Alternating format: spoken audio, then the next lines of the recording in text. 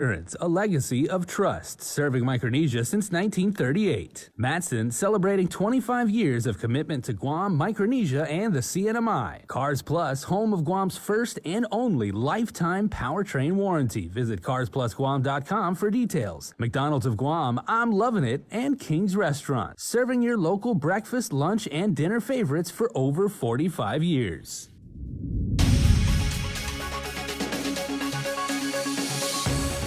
Troy Damian appeared in court pleading not guilty to the murder of 27-year-old Michael Castro. Plus, the governor extends the public health emergency another month until the end of August. And vaccinations continue as our island inches closer to herd immunity. Hafa and good evening, everyone. 1 week after he was indicted for murder, Troy Ryan Damian was arraigned in the Superior Court this afternoon. Tyler Matanani has more. Appearing via teleconference from behind bars, Troy Ryan Damian pleaded not guilty to the murder of 27-year-old Michael Castro. Last Thursday, a Superior Court grand jury returned a true bill. He, along with Nicholas Wayne Moore, were formally charged with aggravated murder, and aggravated assault. During an arraignment hearing on Thursday, his attorney Joseph Rosano waived his client's rights to a speedy trial and requested a jury of 12. According to the indictment, Damian and Moore are accused of using a gun when they allegedly killed Castro on October 30th of 2020. Additionally, detectives have an audio recording from a source of information, which they allege is Damian bragging about how he and Moore killed Castro.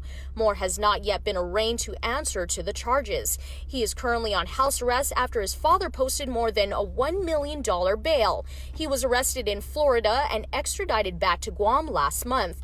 Damian is being held on $750,000 cash bail. Superior Court Judge Maria Senzon has been assigned to the case. Meanwhile, GPD maintains this case remains an active investigation as the search for Castro's body continues. Reporting for Guam's News Network, I'm Tyler Matanani.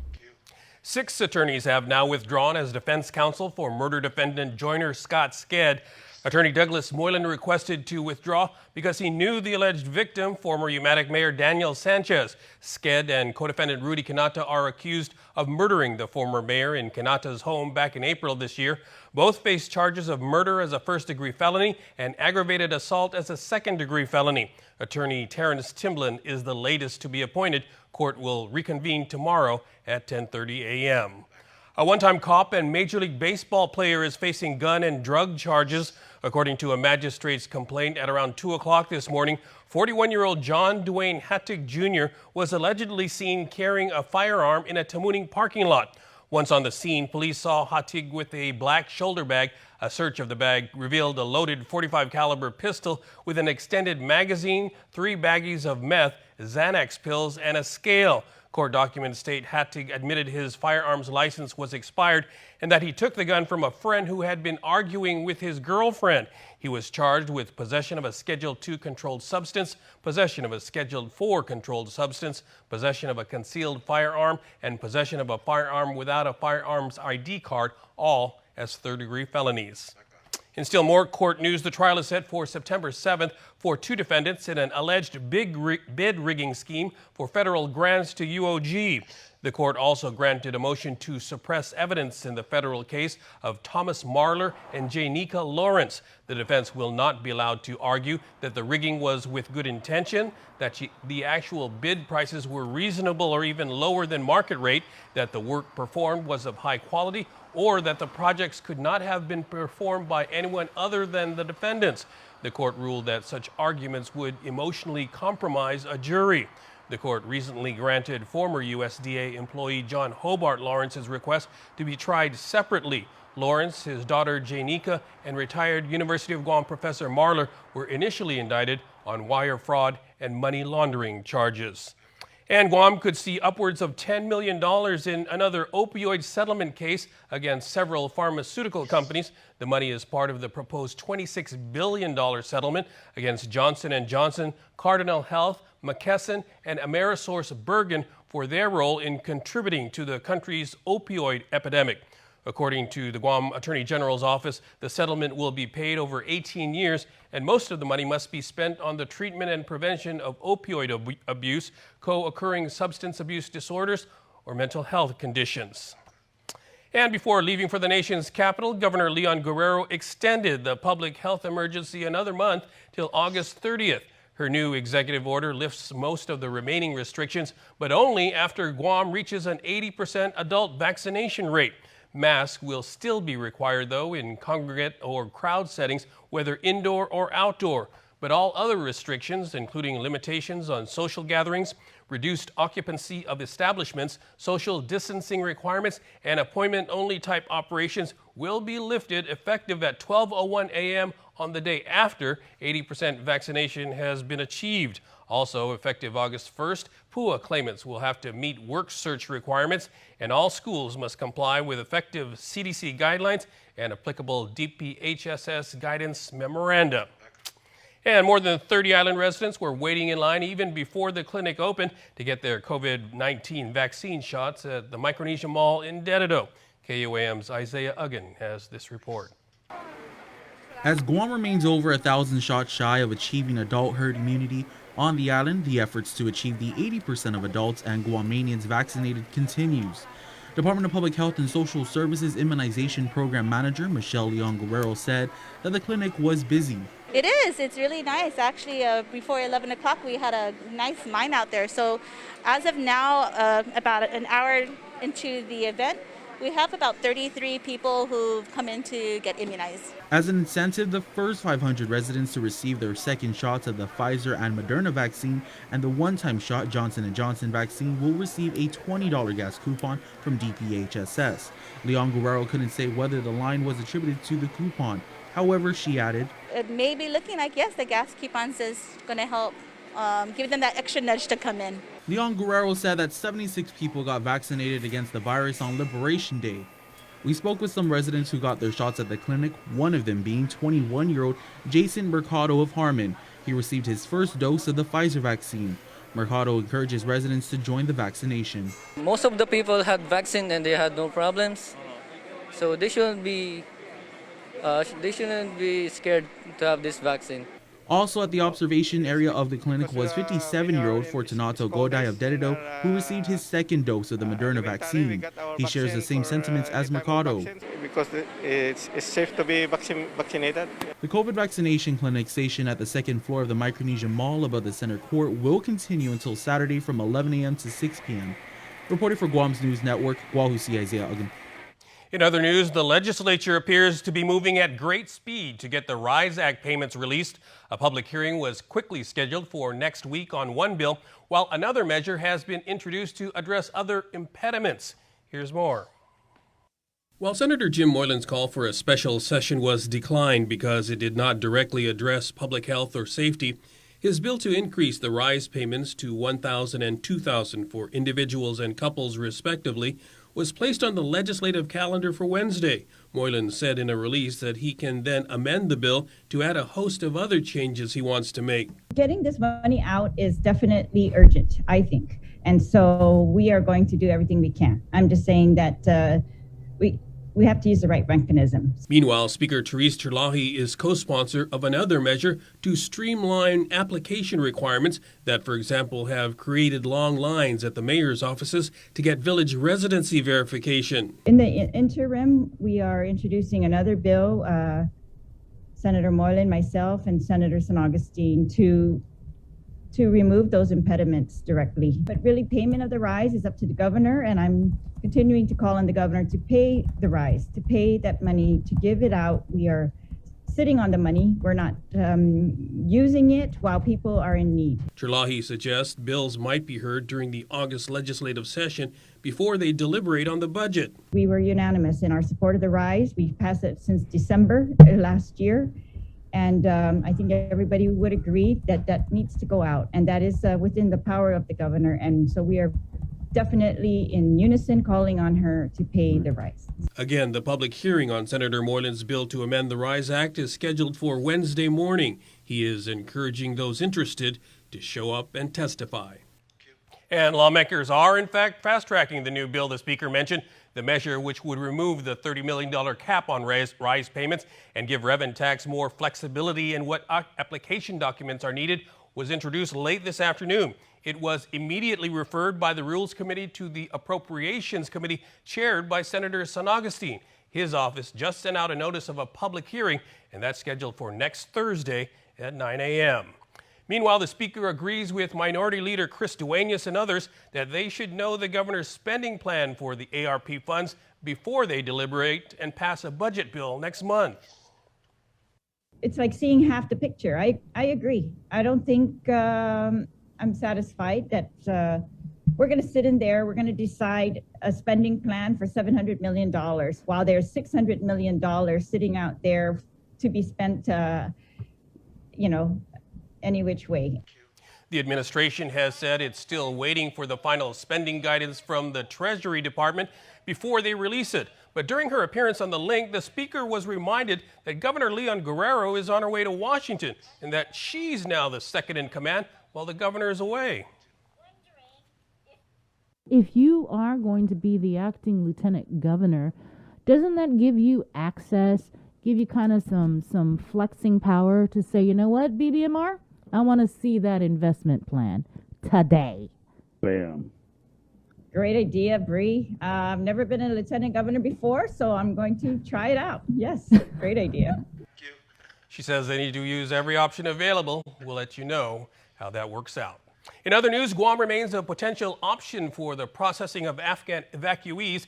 In a press briefing today, Defense Secretary Lloyd Austin confirmed the first group will be brought to a military base in Virginia, but DoD is also eyeing other overseas locations for the rest. Speaking at the Pentagon, Secretary Austin said the U.S. remains committed to the estimated 50,000 Afghans seeking special immigrant visas. These are friends of the United States who have done exemplary and courageous work. And we take our obligations to them and to their families very seriously. And not only do we in the Department of Defense have a responsibility to these brave men and women and their families, so too do we have a responsibility to support the State Department as it carries out the President's directive. The evacuees who are in the process of relocating to the U.S. to avoid potential harm from the Taliban are expected to arrive soon, though Austin did not provide a specific date. We're also working on several overseas locations to host other individuals not as far along in the visa process as this first group. And some of these locations belong to us and some are in third countries. And when we can provide more details about which ones we'll use, we certainly will. This is a priority for the administration. President Biden ordered the withdrawal of troops by the end of August. I would be remiss if I didn't take the opportunity to honor the American and allied troops who have served bravely over the last 2 decades of war, and those who gave their lives there. We owe them and their families a debt that we can never repay. Secretary Austin also announced plans to visit Singapore, Vietnam, and the Philippines this week, where he said he will carry the message that the U.S. remains a reliable partner. There's been no word if he will stop by Guam along the way. And we'll be back with more news right after this.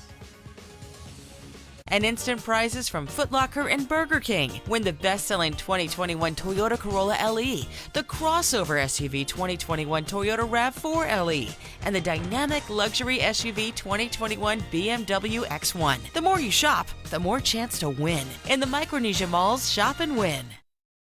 Half a day. As we look ahead to a brighter tomorrow, Matson's commitment to Guam and Micronesia remains stronger than ever. While the world around us is ever-changing, what remains unchanged is our commitment to you, our customers, and the island communities we serve. Shipping is what we do best, and serving our community is at the heart of everything we do. But we don't do it alone. This is why we support organizations that make caring for the people and the environment a top priority. We know that many count on Matson's lifeline services in the Pacific, and that's why we continue to work hard to ensure that our shipments remain on time all the time. Matson recently added another Aloha-class vessel to our schedule. We now have 2 of Matson's largest and fastest ships serving Guam from the U.S. West Coast and Hawaii. With our new state-of-the-art vessels, we stand ready to support the region's economic recovery. Thank you for the privilege of serving you for the last 25 years. And you can count on Matson to be here for the next 25 years and beyond. While we've all been through a lot over the years, typhoons, earthquakes, and now COVID-19, we've been able to get through these together. For more than 80 years, Travel's Insurance has been protecting your homes, your businesses, and the health of your family. We are here today and we'll be here tomorrow. There are better days ahead. Tomorrow's a new day filled with hope and choices. The possibilities of what we can achieve together are limitless. Let's continue to work together to ensure a brighter tomorrow for all of us. It's a special delivery to your inbox every week with your KUAM News Roundup, program advisories, and promotions. Sign up for the weekly KUAM Digital Digest today on KUAM.com.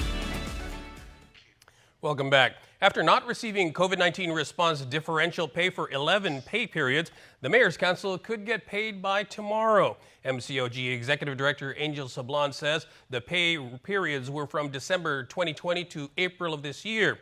DOA Director Edward Byrne acknowledged that they now have the hazard pay time sheets and they are being processed. Byrne says it's a GovGuam pay week and they're working on the COVID pay as well. Details of the delay and what funds are being used for the differential pay were not explained. Department of Corrections leaders are heading off island to tour prison facilities in Ohio and Michigan. Major Anton Uggan will accompany Director Joe Carbolito and Deputy Robert Camacho. This comes just a week after the public hearing on Senator Joe San Augustin's bill to authorize financing for a new high-tech, high-rise prison facility. Uggan says consultant Dave Rogers organized the trip, and DOC officials have been doing some advanced research. We have a list of questions, everything from square footage to the design phase to the architects, the people involved in it, all their processes, how they do their booking, their video conferencing with the attorneys, and other stuff that they put into their facility. Medical. How they handle all their medical, we're going to look at their medical facilities and how they have that set up, their behavioral health, any mental health and things like that. The prison they will visit in Ohio is still under construction, but it is being built in phases, similar to how a new prison on Guam may be built, initially to house 700 inmates, but with build-out options to deal with increased prison populations. Uggan says the price tag could run up to $200 million, but it would include improvements over 30 years. And President Biden's executive order raising the minimum wage for federal contractors to $15 an hour is at its final stage. The U.S. Labor Department issued a notice of proposed rulemaking to make it effective on January 30th. Thousands of employees in industries like maintenance, nursing, food service, and construction would be impacted. But on Guam, Contractors Association President James Martinez says skilled wages are already above the $15 minimum. However, he says administrative positions such as bookkeepers and clerks could be a challenge. Companies will have to track their hours and determine what percentage of their work is for federal projects and which are for civilian projects, which are not subject to the executive order. The current federal contract minimum wage is $10.95 an hour. It was last raised in 2015 during the Obama administration. And the House has passed sweeping legislation to regulate PFAS chemicals and clean up contamination sites that will now also include Guam. PFAS are man-made chemicals known as forever chemicals that have been linked to cancer, infertility, impaired child development, and high cholesterol. Congressman Michael San Nicolas said he was able to amend the bill to ensure that Guam and the other territories are included in any set-aside grants for PFAS contamination. The presence of chemical contaminants has been found in communities with military bases, which use it for cleanup. The Guam legislature also passed a bill in 2019 at the request of the governor that authorized the AG's office to retain legal experts and join in national litigation against chemical manufacturers. And 24 people from around the world were sworn in as American citizens at the district court today. They hail from countries like Cambodia, Iran, Uzbekistan, South Korea, and the Philippines. President Biden, in a video message, thanked them for choosing America as their home. Federal Public Defender Leilani Lujan was the keynote speaker during the ceremony. She told the story of her grandparents fleeing from the island during World War II and how they settled in Palau. She recalled how her mother immigrated to Guam in the 1940s and that her mother's decision to become a U.S. citizen allowed her to become a naturalized citizen. She said not many people on Guam realize that there are many others that share a story just like hers. And with regional headlines, here's KSPN 2 News. Half a day, Dantino, Guam. Here's what's making headlines in the CNMI. The Commonwealth's first batch of visitors was welcomed by Half a Day and Tiro Spirit at the Saipan International Airport over the weekend. This bunch is called the Familiarization Group, made up of YouTube influencers and members of the media from South Korea that will get a taste of what the Marianas has to offer and hopefully go back and promote the islands. Among those who welcomed the FAM group were officials from the Marianas Visitors Authority, the Commonwealth Ports Authority, and the Governor's COVID-19 Task Force. We're here to graciously welcome our FAM group tour that just arrived. So like what I said a few days ago, as we see the operations going smoothly, everyone's going through all the protocols and transported down to PAC, and CACC will do and administer the tests upon arrival, and as well as the 5-day test afterwards. So we're excited to get everyone out and start doing work and making sure that our CNMI gets promoted at the highest level. For this particular group, the Pacific Islands Club has been identified as the quarantine site, where they will stay for 5 days. If their testing is a negative, they will be able to enjoy the full amenities. They will be operating at 100% full operational services, and that's from all their pools, all their restaurants, their buoy bars, seaside grill, and so on. After their quarantine, they will then be transferred to Kensington Hotel. Again, if they pass their second testing on the 5th day, they will be able to expand their activities by going out around Saipan, travel to Rota and Tinian if they want, or simply just play golf at the Core Ocean Point. CPA Board Chairwoman Kimberly King-Hines, who was also present in the welcoming, states this is truly an exciting moment for the people of the CNMI. Obviously, we don't anticipate that there are going to be troves of tourists coming in, flying in, but this at the very minimum opens up the door and the air bridges between one of our primary markets, which is Korea. And so it's really exciting to be able to be here and to witness this, as I firmly believe that this is the roadway to economic recovery.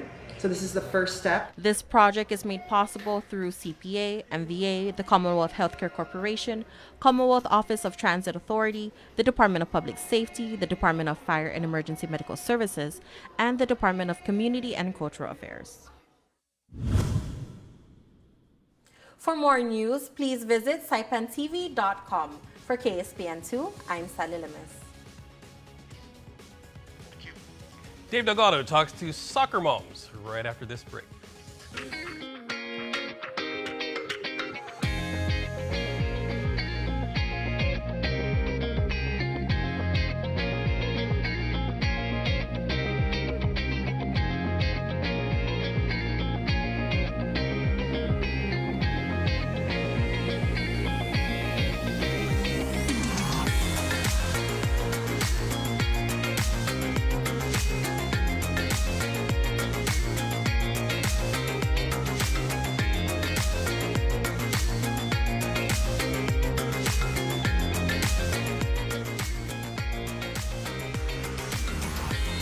Your community calendar is brought to you by Taco Bell. Whether it's your first meal or your fourth meal, we've got you covered. Taco Bell, live Mas. Buttery, flaky croissants filled with a warm chocolate center. Some people are even saying they're addicting. As if that's a bad thing. My new chocolate croissant bites, only at Jack in the Box. KUAM News, in partnership with the Guam Visitors Bureau, brings you the Guam Safe and WTTC Safe Travel Certified Program Showcase. Look out for this powerful symbol for visitors, island residents, and industry workers alike, as it represents establishments with a consistent global commitment to safety practices. Stamped with approval by the Guam Visitors Bureau and the World Travel Tourism Council. Every Monday on KUAM News will feature a different local business who's taken the Safe Guam and Safe Travels pledge to maintain health and safety standards to get Guam back on track. Log Log on to visitguam.com to see how your business can receive the designation, what businesses in our community are Guam Safe certified, and have the WTTC Safe Travel certified. Summer is here, and at Cars Plus, we have the perfect Jeep for your summer adventures. Whether you're going off-road or just getting ready to hit the beach down south, make this the summer event you find your Jeep, like the 2021 Jeep Wrangler or the 2021 Jeep Gladiator, equipped with Guam's only lifetime powertrain warranty. Call us at 477-7807 or visit our website at carsplusguam.com to schedule a test drive today. Cars Plus, driven by you. KUAM Sports is brought to you by Docomo Pacific. Better together.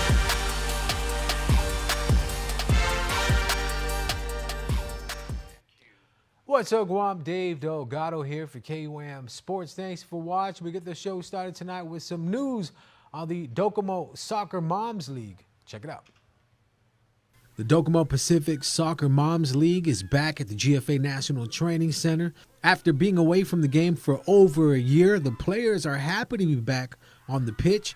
Games are held every Sunday from 6 to 9 p.m. So after being off the pitch for over a year, the ladies were excited to come out again. They've missed being able to get exercise, to have fun. I think we're excited that we were able to kick off the beginning of soccer. We've been a team and we always like to accept new members, so we have a mix of old and new all coming together, working together to get out here, have some fun, have some exercise, and to remind our kids that we're out here to have fun. There are 16 teams competing in the Docomo Pacific Soccer Moms League and the GFA's Women's Recreational League. The creation of the league is a success story for the women's program, providing opportunities for women and girls to reap the benefits of playing the sport. The experience is great. I mean, being able to come out here and play with a team, learning more about the sport. I do look forward to continue on with this soccer league, Moms League. The camaraderie I love. We all work together. We all communicate so well on or off the field. It's a great experience. Games for this Sunday, July 25th. Islander Moms take on Femme Fatale at 6 p.m. Then at 7, Laddie Strong will be taking on Docomo Moms. And in the last game of the evening at 8 p.m., Queen Cobras take on the Dedido Disasters. Congrats to Darren Perez on his run on the American Ninja Warrior semifinal show. Perez will be heading to Las Vegas to represent Guam in the finale. Family and friends gathered at the venue in Agana for a watch party. The episode was shown on KUAM TV 8 Tuesday night. After playing 3 scrimmages in 5 days, players called up to the Masakata Talent Identification Camp in San Diego are now anxiously waiting for the preliminary roster selection, moving into the final weeks before the AFC Women's Asian Cup qualifiers in September. Head coach Sang-Hoon Kim and assistant coach Rhoda Bamba are currently in discussion about the selection of players for the AFC tournament, and a roster will be released in a few weeks. Selection will be from all players eligible to play for Guam in order to assemble the strongest team possible when the Masakata return to the AFC competition for the first time since 2003. Guam was drawn into Group D of the AFC Women's Asian Cup qualifiers with Myanmar, Lebanon, and United Arab Emirates. The Lebanon Football Association announced Monday that Lebanon will be the host of Group D. Kim said due to COVID-19, it's been difficult to evaluate potential players since they have not been able to play any matches. With this camp, I met some players in person for the first time and saw firsthand all the players' performance and game knowledge in match situations, and also in which positions the players would possibly best contribute to the team. KUAM Sports is brought to you by Docomo Pacific. Better together.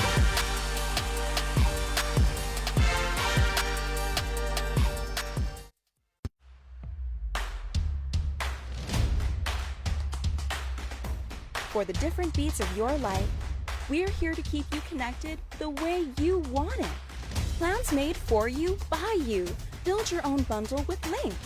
Select the internet, entertainment, mobile, and home phone plans that fit your lifestyle. Pay for what you want, not for what you don't. Build your own bundle and save with Link. Get up and move, Guam! Join the mayors of Talafofon, Inilohan for Haan and Minagov, a great day to celebrate the reopening of our island at the Valley of the Latte. Saturday, July 31st from 10 to 5 p.m. Local artists, farmers, and Guam-made products will be on hand while you enjoy performances from our best cultural entertainers and musicians. Enjoy the finest food that Southern Guam has to offer. Help us open our newest attraction, the Micronesia Cultural Village. Tickets can be purchased online at valleyofthelatte.com. Haan and Minagov is brought to you by the Guam Visitors Bureau, Guam Economic Development Authority, Valley of the Latte, Jungle Riverboat Cruise, Kloppenburg Enterprises, Para Ipribetsu Itautauta, the Guam Brewery, Island Beverage Distributors, and the stations of KUAM. Guam's auto appearance specialist, Elegant Reflections, has been providing the automotive industry with professional detailing and car care products at its highest quality, from complete detailing, full interior detailing, exterior detailing, headlamp restoration, hand washing, seat and carpet shampoo, engine degreasing, undercarriage cleaning, paint sealant, fabric protection, paint oxidation removal, and so much more. Visit us at our new location. Call 646-5555 for an appointment. Elegant Reflections, Guam's auto appearance specialist, over 20 years of experience. And before we go, here's our latest round of birthday shout-outs from the Cold Stone Creamery Birthday Club. Happy birthday to Serenity J. Duenas Lazama. Happy birthday, Renren. We hope you enjoy your day. Love, your familia. Mike Borja, happy blessed birthday to you, who also shares this wedding anniversary day with his beautiful wife, Lynn. That is awesome. God bless you both, and your family says they're sending you all of their love. And Franklin Joseph Kanata, happy birthday number 58 to our brother Franklin. With love, your sis Carmen and your family. And happy belated birthday wishes going out to Cammie. We love you tons. Say Dad, Mama, Lily, and Abby. Cammie was born on Liberation Day, July 21st. Also born on the 21st, Celine Johanna Pinzon Quito. Happy 8th birthday, Celine.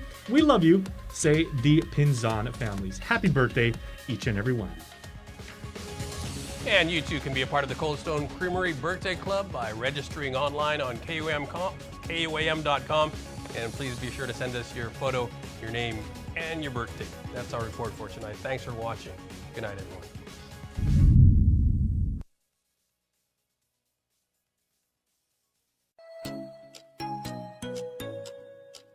Local Music Mashup, sponsored by Burger King.